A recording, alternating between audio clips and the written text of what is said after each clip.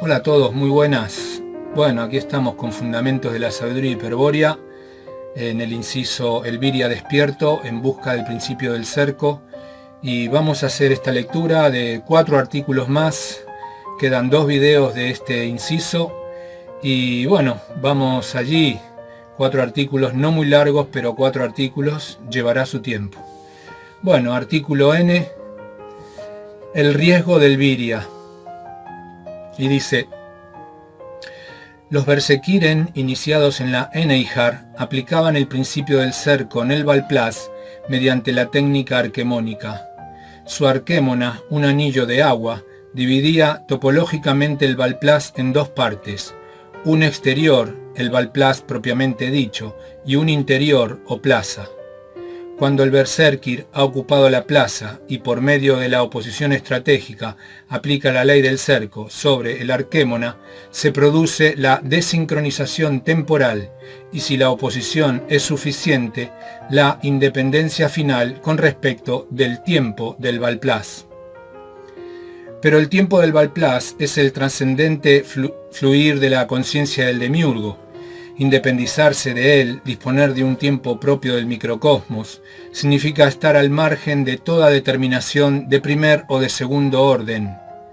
El demiurgo ha perdido momentáneamente su capacidad para actuar sobre el Elviria, y este momento, el tiempo propio, es aprovechado para dirigirse, avanzar hacia el origen. Es posible así conquistar el Vril y transmutarse en Sida inmortal. Pero, ¿qué pasa si no se alcanza el centro? Sea porque ha faltado pureza, sea porque se ha temido dar el gran salto. Según explicamos en F, su consecuencia inmediata es la desventaja estratégica, una posición de debilidad frente a la estrategia enemiga que en muchos casos conduce a la locura. Y por eso, a raíz de tales riesgos, siempre se advierte que solo quien posea un valor infinito y esté despojado de toda moral o dogma podrá emplear la técnica arquemónica con probabilidades de éxito. Pero si se cuenta con el valor suficiente y un total desapego por las cosas del mundo, siempre es posible realizar la operación inversa de sincronizarse con el tiempo del Valplas, aunque esta operación implica una terrible nivelación de fuerzas. Esto se debe a que durante la oposición estratégica queda planteada una Sitzkrieg, o guerra de sitio, en la cual el enemigo aplica toda la potencia de su estrategia sobre la arquémona, es decir, contra la plaza. Se enfrentan allí 2 estrategias: una, la voluntad del demiurgo puesta en mantener el encadenamiento material del Elviria; otra, la estrategia hiperbórea de aquel que ha elegido, para emprender el retorno, seguir la vía de la oposición estratégica con su técnica arquemónica. Si el Elviria decide continuar ocupando la plaza, en tanto busca la salida interior, debe prepararse para resistir una presión cada vez mayor del enemigo. Si decide, en cambio, sincronizarse y regresar al Valplas, debe prepararse para afrontar un peligro cierto de locura, producto del desajuste arquetípico, consecuente del que solo lo puede salvar, sin duda, su pureza sanguínea. Al fin de tan largo camino, solo nos resta dar el último paso en busca del principio del cerco. Artículo O. El acto de guerra individual del Elviria despierto. La orden guerrera medieval Einhar seguía el sendero hiperbóreo de la liberación espiritual denominado vía de la oposición estratégica. Para resumir todo en un concepto, podemos afirmar que dicha vía permite al Elviria despierto, considerado como microcosmos potencial, obtener autonomía espacial y temporal. Pero si el Elviria despierto no es un ente autónomo, un microcosmos actual, ¿qué significa tal autonomía espacio-temporal obtenida por la vía de la oposición estratégica? Respuesta: que la autonomía no será directa, es decir, producto de la entelequia del arquetipo Manú, de existir como microcosmos actual, sino indirecta, producto de la aislación óntica que el espíritu puede someter al microcosmos potencial. No importa entonces el grado evolutivo del microcosmos, pues la aislación ocurrirá desde afuera, sin tomar en cuenta la entelequia. Lo que tendrá, en cambio, capital importancia será la pureza de sangre, la calidad con que el yo consiga intuir el símbolo del origen, pues de ello dependerá la eficacia estratégica de la aislación. ¿Y cómo se propone dicha vía de liberación, aislar al microcosmos potencial del viria despierto? Respuesta: la técnica arquemónica permite dominar el espacio y la oposición estratégica hace posible el dominio del tiempo. Con otras palabras, la técnica arquemónica brinda la posibilidad al viria despierto de iniciar una acción individual de guerra, cuyo fin inmediato es ilimitar un espacio del Valplas y sustraerlo al control del demiurgo. En tal área estratégica o arquémona, el microcosmos potencial estará aislado espacialmente del macrocosmos. Entonces, desde la arquémona podrá aislarse temporalmente, practicando la oposición estratégica. Se trata, pues, de dos actos esencialmente vinculados, de dos pasos correlativos en el sendero de liberación espiritual. En este y en los próximos artículos vamos a explicar ambos pasos, la técnica arquemónica para crear el espacio y la oposición estratégica para crear el tiempo, comenzando por el principio. Tal como se dejó entrever en G, la creación de un arquémona tiene otras aplicaciones aparte de servir de plaza segura en la estrategia personal del viria despierto. Cuando el principio del cerco se ha revelado al yo, el arquémona tanto puede ser exterior como interior al microcosmos. Si es exterior, puede constituir en efecto el refugio del viria, mas también, junto con las runas, ha de ser útil como arma o instrumento para ejecutar control sobre los entes. Si es interior, su acción puede cercar al yo y aislarlo del sujeto consciente, facilitando así enormemente las posibilidades de romper el encadenamiento espiritual, mas también ha de ser útil para encuadrar y resignar todo símbolo de la estructura psíquica, especialmente los mitos autónomos, cuyo poder perturbador ya hemos descrito. Y esto solo para nombrar algunas de las incontables posibilidades del arquémona, todas las cuales son de uso corriente para el iniciado hiperbóreo, viria despierto o Sida Berserker. Aquí, por supuesto, nos vamos a referir únicamente a la práctica concreta de la vía de la oposición estratégica, tal como se enseñaba en la orden Eneihar.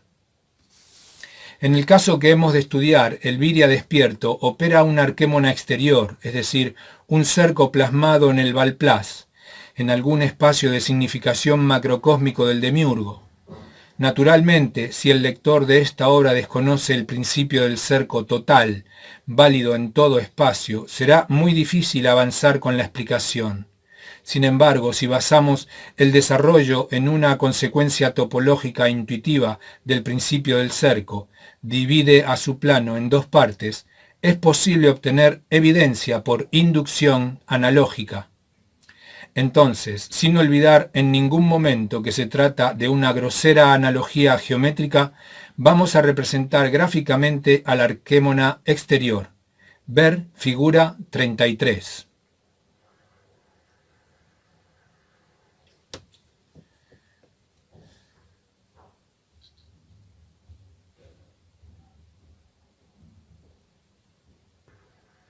En verdad, y esto lo afirmamos enfáticamente, el dibujo representa malamente al arma personal más perfecta y temible de todo el universo material, un instrumento que concede al viria los poderes de un dios. Observemos en la figura dos elementos bien definidos, la curva cerrada del arquémona en color azul y un sigilo exterior en color rojo. El primer elemento es esencial en la técnica arquemónica y el segundo corresponde a la teoría de la oposición estratégica que expondremos en último lugar. Estudiaremos la operación de la arquémona analógicamente, paso por paso, y para ello comenzaremos por describir la actitud típica del viria despierto en el momento de lanzarse al asalto. El primer paso del Viria despierto, en efecto, consiste en asaltar y ocupar un sitio del macrocosmos, actuando gnósticamente, con pleno conocimiento de los alcances de su acción ofensiva. Será un ataque por sorpresa, un golpe descargado en el momento justo, en la oportunidad precisa, porque el instante de la acción no fue anticipado por la razón, sino determinado por el kairos del honor, momento en el cual se canaliza el valor absoluto del guerrero hiperbóreo. Es el asalto sorpresivo de un lugar que se realiza simultáneamente con una toma de posición espiritual. Pero ese lugar asaltado jamás podría haber sido definido por el demiurgo, porque es imposible el prever el lugar y el momento de un ataque que nunca fue planeado por la razón del Viria ni imaginado por el sujeto consciente. El kairos, la oportunidad de actuar, es determinado por la voluntad graciosa de la esfera Ere, y solo rige para el yo despierto. El Viria despierto solo conoce la técnica arquemónica. El lugar y el momento de actuar será señalado por el kairos. Es tan rigurosa esta condición que gran parte de la iniciación hiperbórea consiste en lograr que, para el yo despierto, el lugar no importe absolutamente nada. Al Viria despierto debe resultarle indiferente el lugar que va a conquistar en el macrocosmos, porque todo espacio es parte de Maya, la ilusión de lo real. Para el Viria despierto, todo espacio del macrocosmos constituye el Valplas, el campo de batalla de los héroes, a donde se lucha sin importar la muerte, porque el que muere en el Campus Belli es resucitado por Wotan y los Siddhas en el Valhalla. Por eso el guerrero hiperbóreo jamás mide las fuerzas en juego, jamás especula ni hace cálculos materiales. Eso es costumbre de mediocres y de judíos. No es a esa clase de estrategia a la que nos referimos aquí. El guerrero hiperbóreo se lanza al combate, sin calcular riesgos, porque para él el futuro no existe. Su rostro, como el de la Norna Ur, mira solo hacia el origen. ¿De qué señal seguía entonces para luchar y dejar de luchar? Vale decir, ¿en qué principio funda su criterio guerrero? Respuesta, en el honor, la moral absoluta del Viria despierto. Tal como veremos en la segunda parte, el honor, que es el acto de la voluntad graciosa resuelta, se manifiesta en una especie temporal propia denominada kairos. Kairos es el momento de actuar con honor, la oportunidad de asestar el golpe al enemigo, la ocasión de marchar hacia el origen, el instante de morir con valor para resucitar con gloria. Evidentemente, el kairos del honor difícilmente coincida con lo que el hombre corriente, pasú o viria perdido, entiende por motivación interesante para actuar. Por ejemplo, el dinero, la fama, el premio Nobel, etc. Pues bien, aunque resulte extraño a los mentecatos, lo cierto es que el Viria despierto no inicia la lucha sino cuando su kairos lo decide, y entonces lo hace resueltamente, sin medir riesgos, sin que importe ganar o perder. No es que el acto de luchar sea una cuestión de honor, sino que el acto y el honor son una y la misma cosa. Voluntad egoica, es decir, fuerza de origen espiritual, valor intrépido. Estamos pues en que el Viria despierto, en el kairos justo, realiza un acto de guerra individual, pero todo acto, con ser definido, reviste un carácter, una forma representativa. ¿Bajo qué características expresa la actitud bélica en la vía de la oposición estratégica? Respuesta: todo Viria que toma por el sendero de la liberación espiritual, según veremos en la segunda parte, debe comenzar por profesar la tesis fundamental de la sabiduría hiperbórea. En dicha tesis se afirma que el modo de existencia normal del espíritu cautivo es tan esencialmente opuesto al universo material del demiurgo que su única característica exterior es la hostilidad. Naturalmente, la tesis narra una leyenda, una historia de los orígenes, puesto que todo espíritu cautivo ha sido neutralizado en su hostilidad esencial por la traición primordial de los Siddhas traidores, es decir, ha sido reducido al estado de anormalidad que hemos explicado en los primeros incisos por medio del modelo de la esfera. Pero el misterio del espíritu cautivo solo puede ser insinuado por la tesis o por cualquier explicación analógica. La verdad, la única y efectiva verdad, está en el interior de cada uno, en la memoria de la sangre. Allí debe concurrir el viria para confirmar la tesis. Por eso, para quien ha escuchado la voz de la sangre pura y decide combatir, el acto de guerra individual no puede caracterizarse de otra manera que por el odio gnóstico hacia el mundo del demiurgo.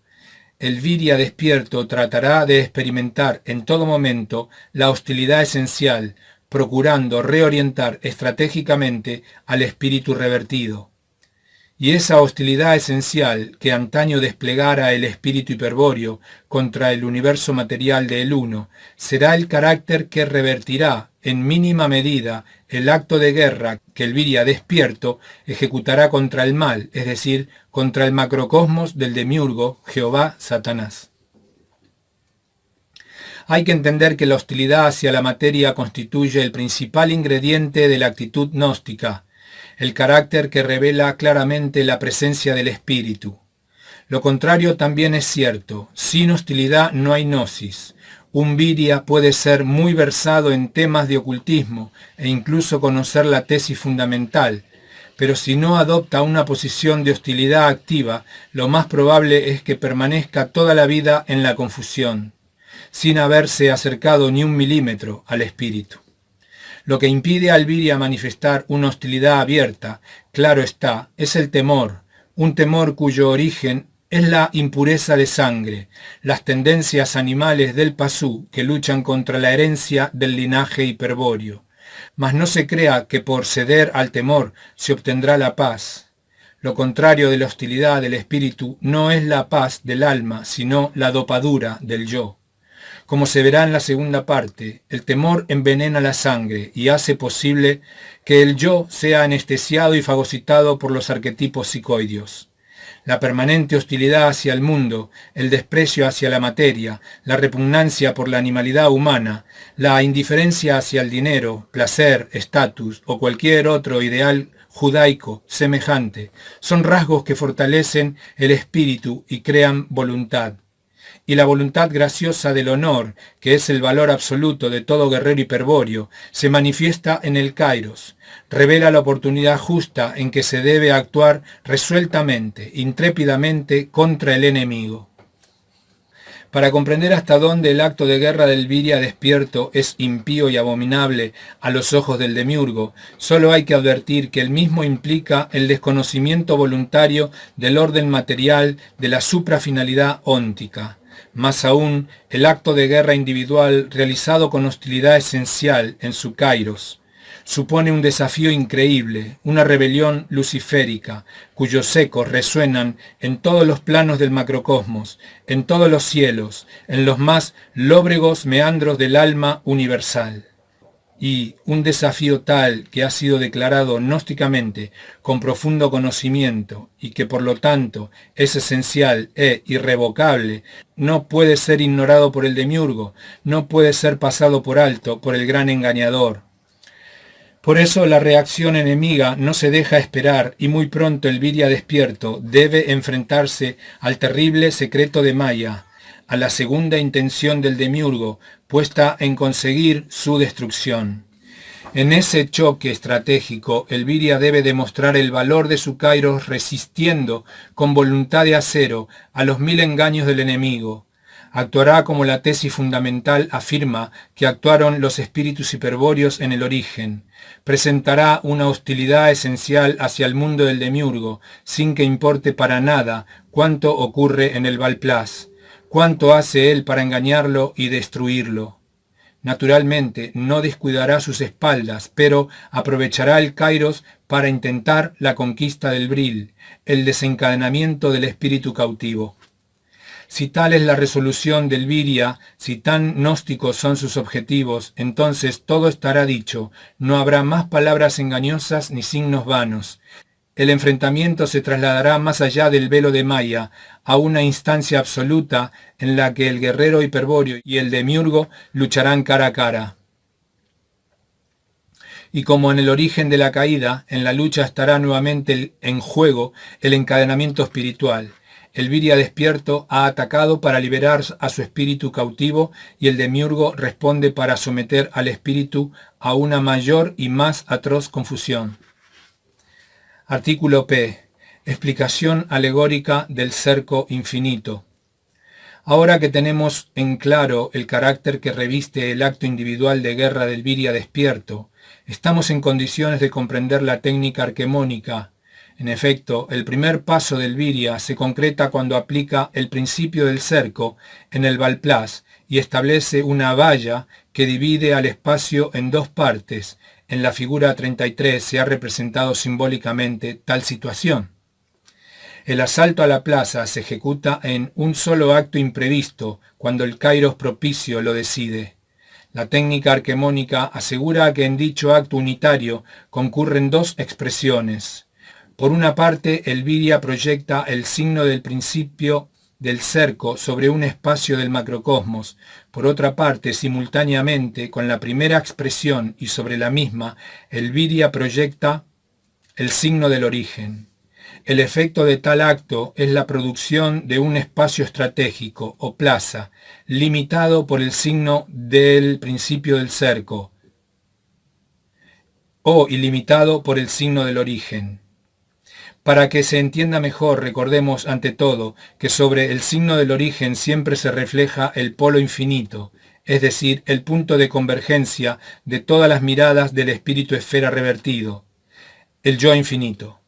Pero el signo del cerco, por ejemplo, un círculo como el de la figura 33, es arquetípico y por lo tanto finito. Al aplicar sobre su perímetro el signo del origen, se está introduciendo en todos sus puntos el polo infinito, el infinito actual. ¿Qué ocurre entonces? Respuesta: la producción de un cerco infinito. El cerco infinito es quien determina el espacio estratégico de la arquémona o plaza. En la figura 33 se han respetado las denominaciones latinas que utilizaba la Eneijar. El cerco infinito era, para los Bersekiren, el vallo obeso, es decir, una valla defensiva levantada contra el sitio enemigo. El vallo obeso separaba el oppidum, o plaza fuerte, del campus belli, el campo de batalla o Valplas. Cuando el Viria despierto asalta la plaza y se aísla tras un cerco infinito, queda plantada una obsidium belli, es decir, una Sietkrieg, una guerra del sitio.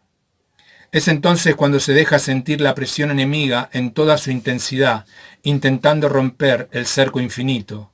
Sin embargo, tal como dijimos anteriormente, la conquista de la arquémona es del todo imposible para el demiurgo, a menos que la caída se origine en una falla estratégica del Viria, en un error interior, vale decir, a menos que el Viria quede en desventaja estratégica.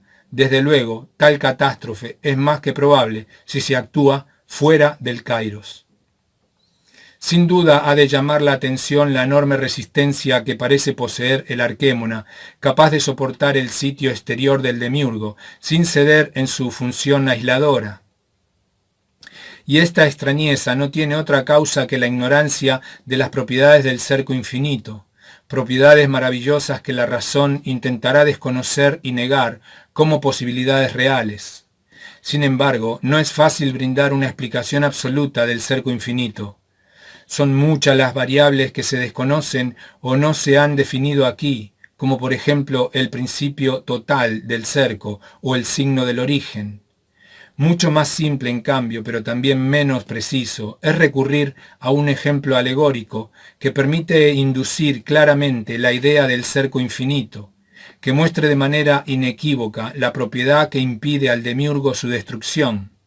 Seguiremos este último camino sin olvidar que, al igual con que el principio del cerco, aquí estamos reduciendo a su mínima expresión un principio que tiene validez en la totalidad de planos, espacios o mundos que integran el macrocosmos. Mas, si de este modo conseguimos que el paradójico concepto de cerco infinito se torne inteligible, el camino seguido quedará evidentemente justificado. La propiedad que vamos a explicar analógicamente es la siguiente. El cerco infinito no puede ser rodeado.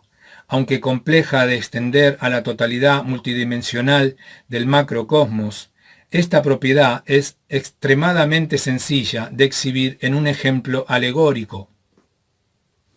Supongamos para ello que una tribu guerrera de la antigüedad, luego de una larga travesía durante la cual deambuló muchos años y se alejó definitivamente de su origen, decide detenerse y establecerse en cierto país. Mas, ocurre que aquella región está dominada por una tribu de otra raza, enemiga mortal de los extranjeros. No obstante el peligro, los recién llegados acampan en territorio enemigo y comienzan a preparar la defensa. La base de la estrategia consistía en fortificar la plaza, de manera tal que, al cabo de unos años de estadía en el lugar escogido por los extranjeros, se levantó una respetable ciudadela. Una muralla de piedra, de considerable resistencia, envolvía la ciudadela para proteger a sus moradores de posibles ataques. Pues bien, he aquí que un día la tribu nativa, intensamente irritada por la presencia extranjera, decide atacar con todos sus medios con el fin de destruir a la ciudad y aniquilar a los intrusos. Y como la diferencia de medios es abrumadoramente favorable a los nativos, si solo se tratase de fuerzas, lo más previsible es la pronta caída de la plaza. Es que los nativos superan en número de 10-1 a los extranjeros y traen consigo máquinas de guerra suficientemente poderosas como para intentar con éxito abrir una brecha en la muralla de piedra.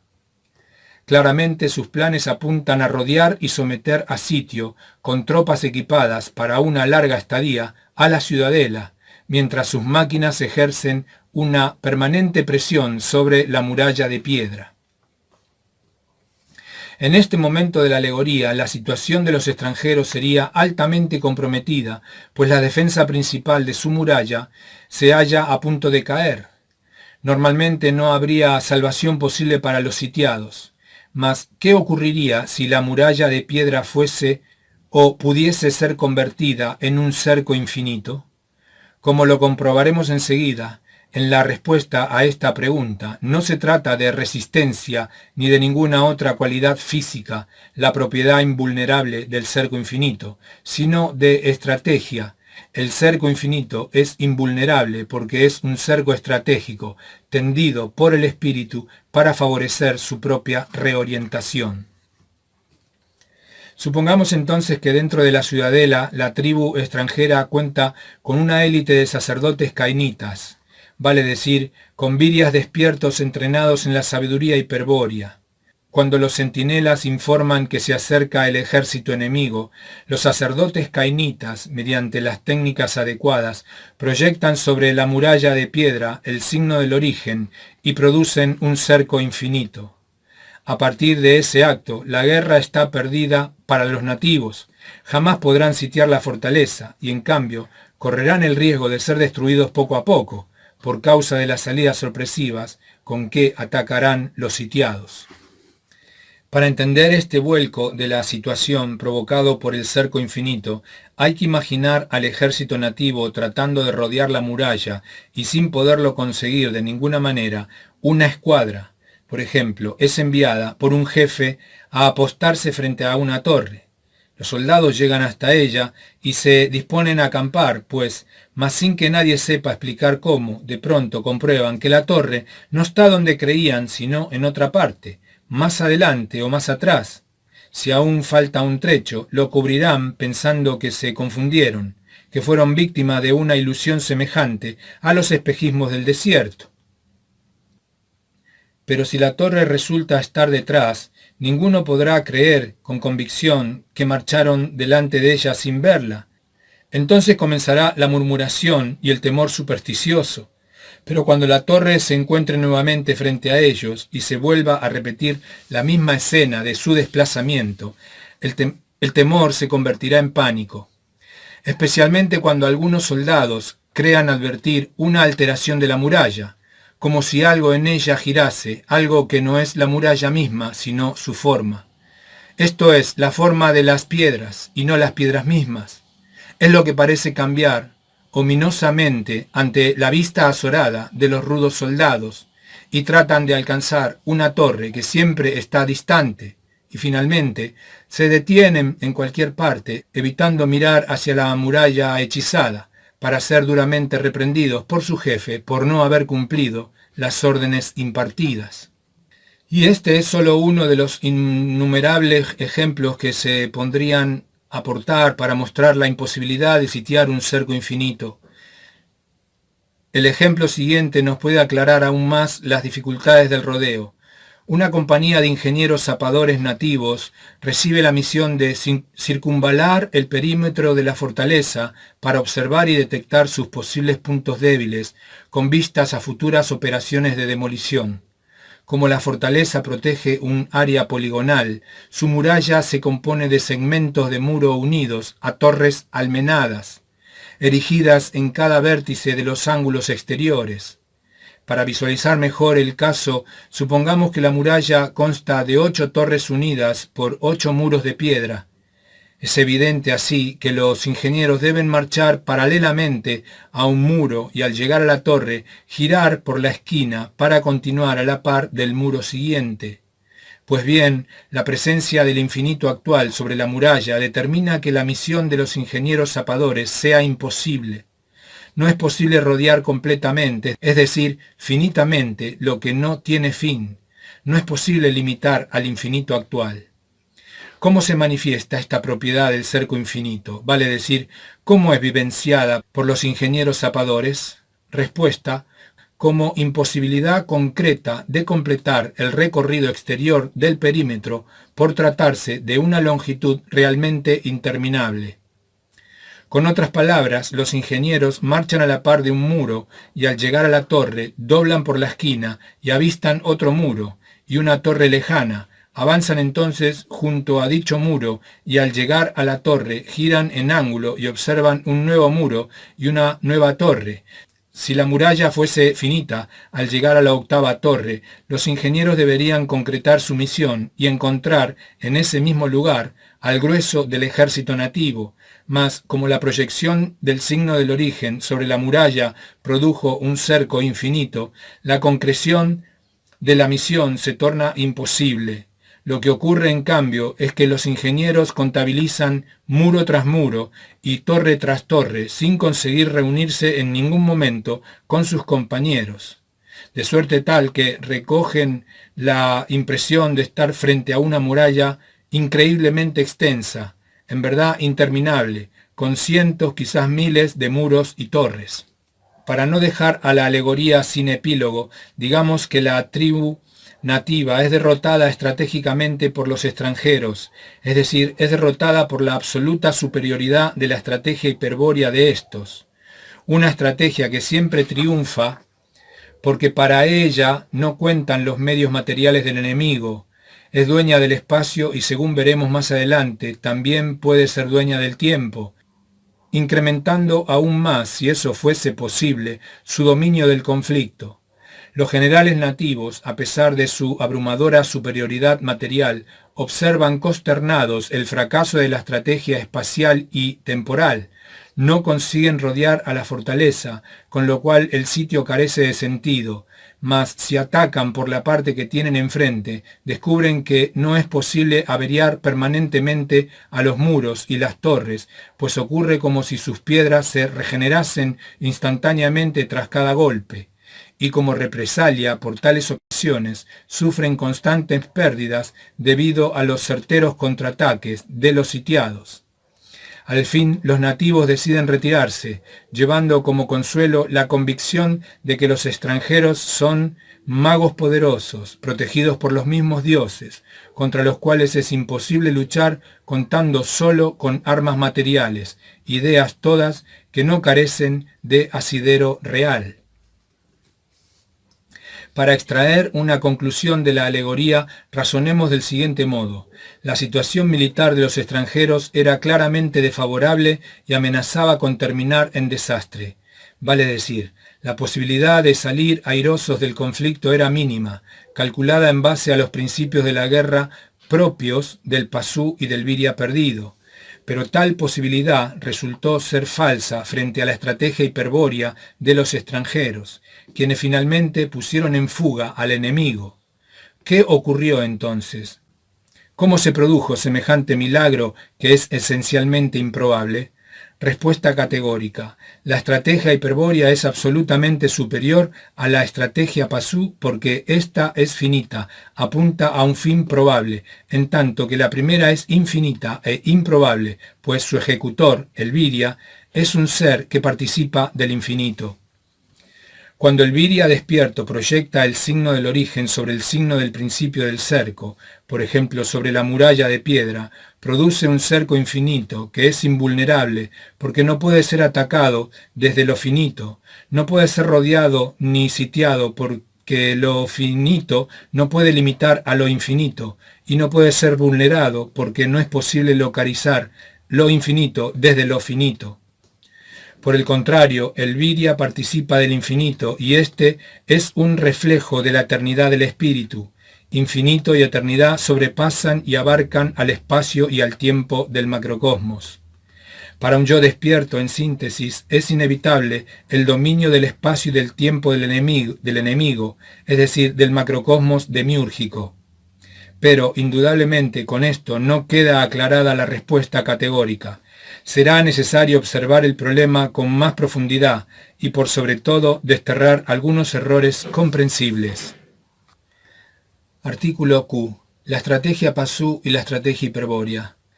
Ahora bien, la respuesta categórica puede ser puesta en una dimensión más comprensible si profundizamos un poco sobre las propiedades apuntadas de cada estrategia.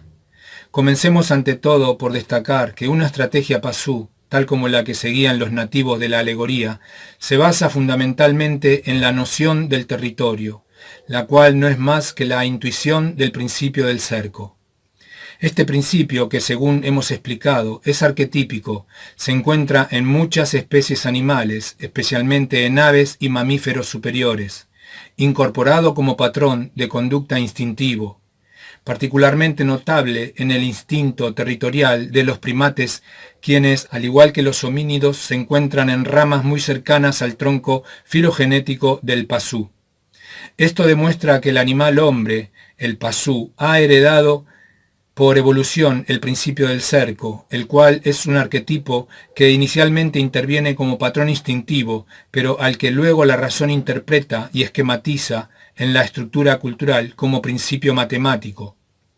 De más está aclarar que algunas corrientes desviadas del racismo hiperbóreo, que desconocen la condición espiritual infinita del Viria y aún al mismo espíritu eterno, no vacilan en apoyarse en la etología y aliarse al evolucionismo darwinista, haciendo el juego a la sinarquía. En su afán por justificar a ultranza el mito de la propiedad privada, estos racistas biologicistas, que ignoran que el espíritu no evoluciona sino que es perfecto y eterno, motivados por un ingenuo e irritante egoísmo clasista, intentan afirmar una línea que parte del instinto territorial, se concreta con el dominio del territorio, se consolida con el instinto de propiedad, se perpetúa en la familia y la comunidad y conduce finalmente a la nación y al instinto patriótico del nacionalismo. Pues bien, nosotros vamos a ratificar que todo esto es cierto, pero es cierto para el pasú. En efecto, a menos que se padezca una excepcional impureza de sangre, no se dejará de notar que las ideas anteriores hieden a suprafinalidad, a designio, a plan evolutivo, a arquetipos, a jerarquías débicas, en fin, a intención del demiurgo. ¿Y en qué fallan los famosos racismos biologicistas? Respuesta, en la ausencia total del concepto de mística. Por eso la sabiduría hiperbórea aconseja aplicar a todo racismo sospechoso la siguiente pauta crítica. Si el racismo es místico, entonces es hiperbóreo y espiritual. En caso contrario, no lo es. Y quien sustente un racismo sin mística, aunque declame su pureza de sangre, no es más que un vil engañador o un auténtico engañado, al servicio de infames oligarquías cuyos fines inconfesables son los mismos que los de la sinarquía judía. Pero estas duras palabras merecen una aclaración. ¿Qué debe entenderse por racismo con mística? Respuesta. El racismo es místico cuando es carismático, pues, según se vio en el artículo El cordón dorado, la mística es una forma determinada por un ser, el carisma, y el carisma es un agente acausal que conecta a todos los viryas por el hecho de su origen común, por su linaje hiperbóreo, en una vinculación carismática, que reconoce un centro o principio en el líder hiperbóreo o Führer, es decir, en el virya de sangre más pura. La mística genera el hecho natural de la aristocracia de la sangre, la cual no pasa necesariamente por una clase social ni por una casta, salvo que la sociedad esté organizada en base a la estrategia imperio universal de los siddhas hiperbóreos, que se estudiará en la segunda parte. En resumen, si hay líder carismático, hay mística, y si hay mística, hay aristocracia de sangre efectiva, reconocida por el pueblo.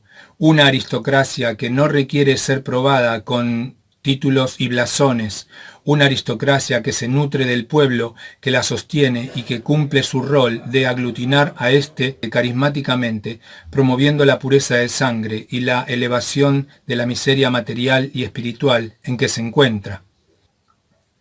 Por el contrario, si no hay líder no hay mística, y si no hay mística no puede haber aristocracia alguna que sea legítima por más títulos que alegue, sino las siniestras oligarquías bastardas de nuestros días, aliadas material y espiritualmente al judaísmo usurero y corruptor.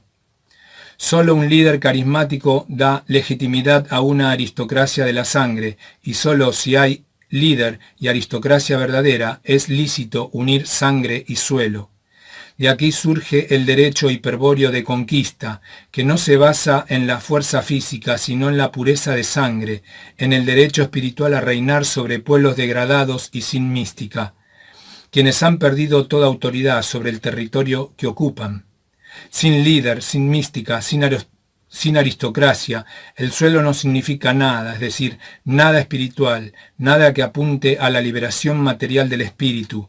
En cambio, sin estas condiciones, el suelo significa mucho para el pasú, porque asociado masivamente, republicanamente, democráticamente, puede cumplir mejor el objetivo de su finalidad. Un ejemplo de todo esto nos lo ha brindado recientemente el Führer, cuando legitimó carismáticamente a la única aristocracia de sangre del siglo XX, es decir, a la SS, cuyos miembros, de haber contado con el tiempo suficiente, habrían otorgado un sentido trascendente a la relación del hombre con el suelo, basado en un auténtico racismo hiperbóreo, espiritual y no meramente biologicista. No es el caso de repetir aquí temas que están suficientemente desarrollados en otras de nuestras obras, tales como el Tratado de Estrategia Psicosocial de la SS, pero es bueno recordar un concepto ya anticipado, que procede de las teorías de la guerra expuestas en dicha obra. Para el Pasú, la guerra es el modo como los arquetipos resuelven sus conflictos. De tal guerra entre arquetipos psicoideos, cuyas manifestaciones en el plano físico envuelven a las especies animales en continuos conflictos que apuntan a la selección natural y a la evolución, parten las observaciones y conclusiones de la etología, asimiladas erróneamente por el racismo materialista y miope. Es que el hecho principal descubierto por la ciencia etológica es rigurosamente verdadero.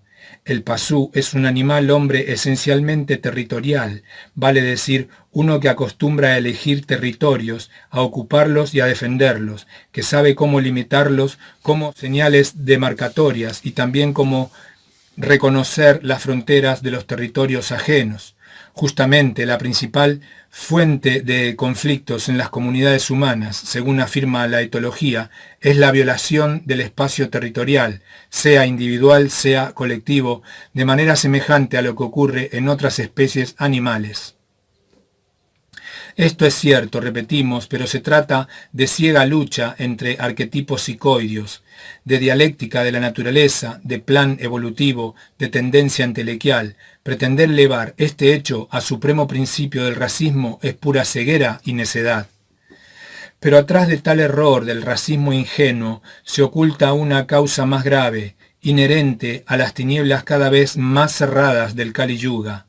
Es la ignorancia de la estrategia cero, o que los Siddhas de Agartha llevan adelante para contrarrestar el plan del Demiurgo y de los Siddhas traidores, la cual será expuesta en la segunda parte. Dicha estrategia, que cuenta con la presencia del Graal, se propone dotar a las comunidades de Virias de los elementos necesarios y suficientes como para que sus líderes carismáticos intenten una purificación conjunta de toda la comunidad racial, transmutando y superando las tendencias animales del Pasú que luchan en la sangre con la herencia del linaje hiperbóreo. Los Siddhas leales para ello enseñan las vías secretas de liberación de la sabiduría hiperbórea, entre ellas la vía de la oposición estratégica que venimos examinando. Tales vías permiten a los líderes o a las élites de virias despiertos que los secundan en secreto trazar las estrategias hiperbóreas.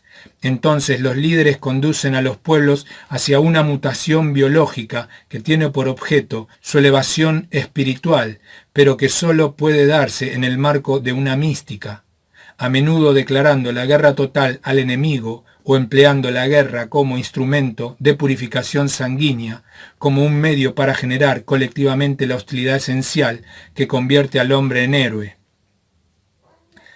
Claro que esta guerra no es ni parecida al conflicto territorial del Pasú y no debe ser confundida, así como la agresividad animal que exhibe el Pasú para defender su territorio no guarda relación con la hostilidad esencial del espíritu, ni se llega a esta por una refinación de aquella, sino todo lo contrario.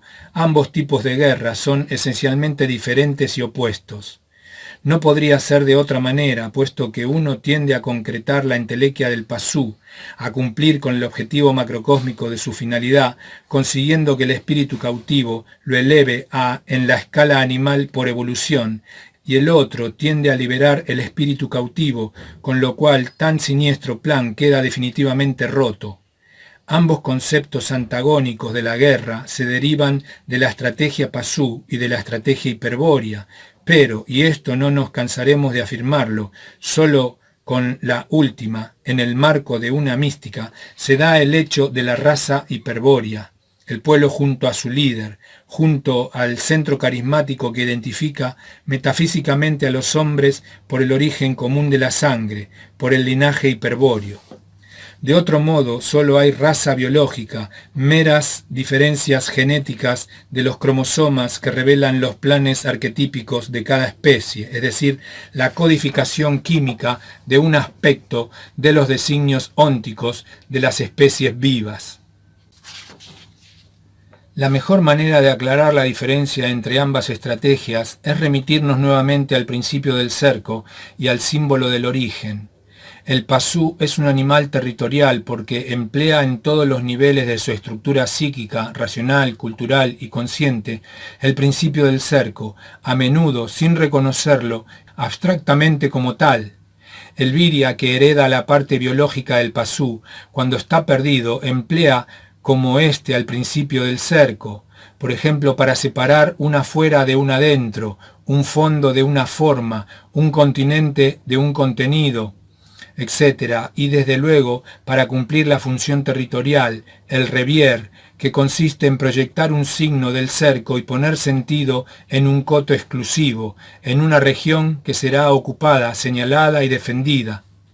Hasta aquí el Virya perdido no se aparta de las leyes etológicas y de allí la confusión de los racistas biologicistas.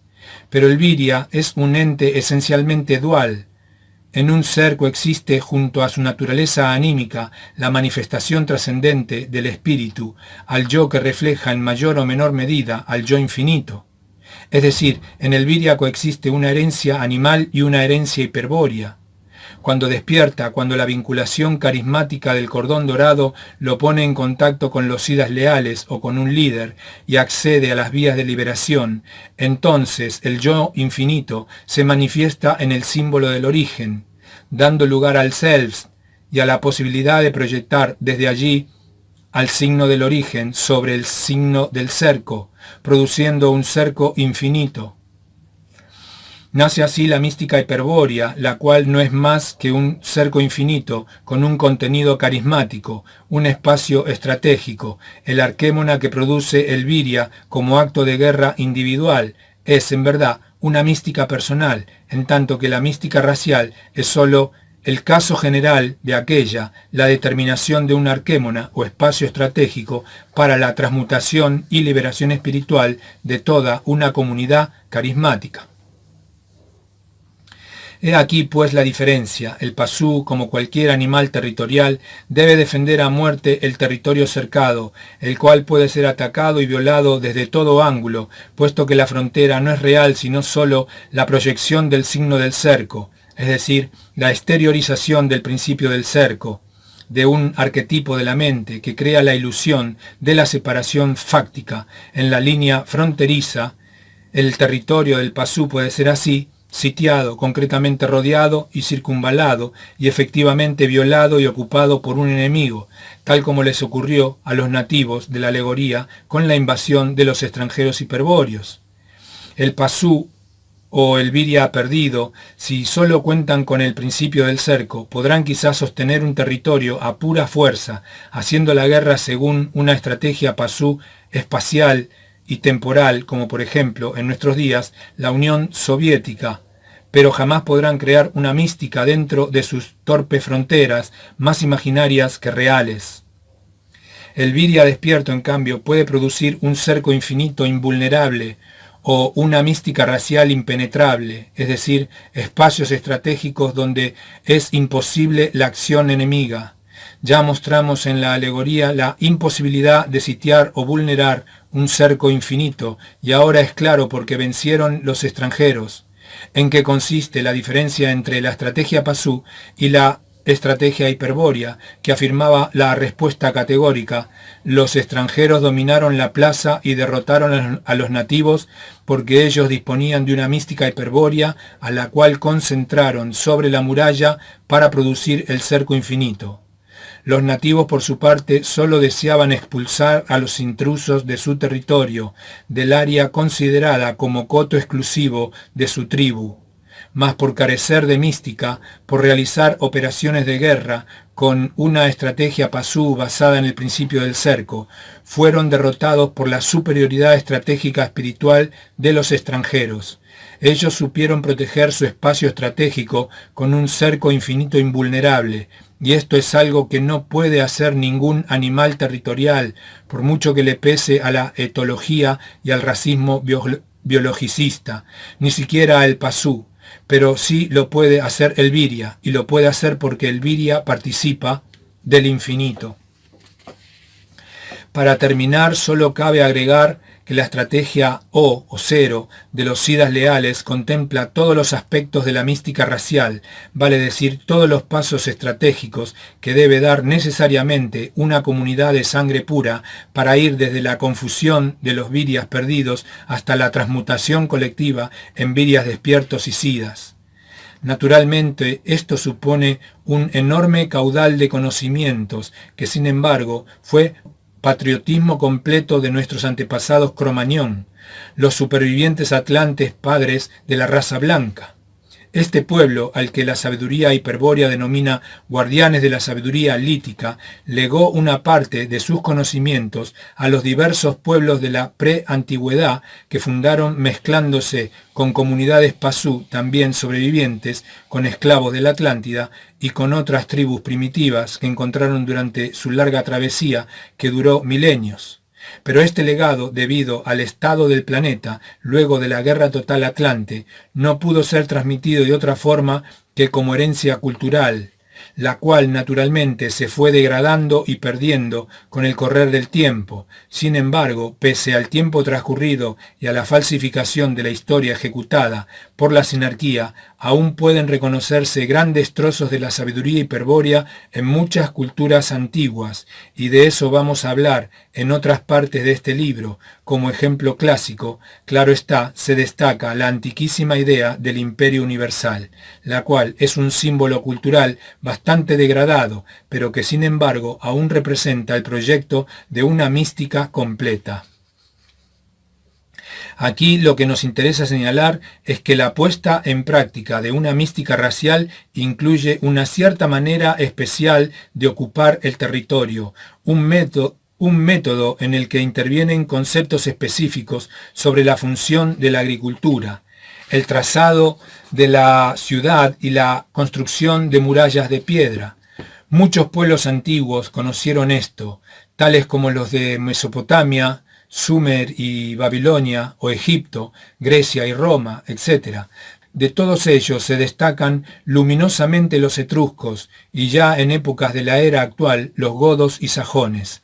A estos últimos trataron de destruir Carlomagno y sus descendientes, debido a su gran pureza racial y a la fuerza de su mística, la cual no obstante se puso de manifiesto un siglo más tarde cuando Enrique I de Sajonia, el pajarero, levanta su línea de castillos en el este.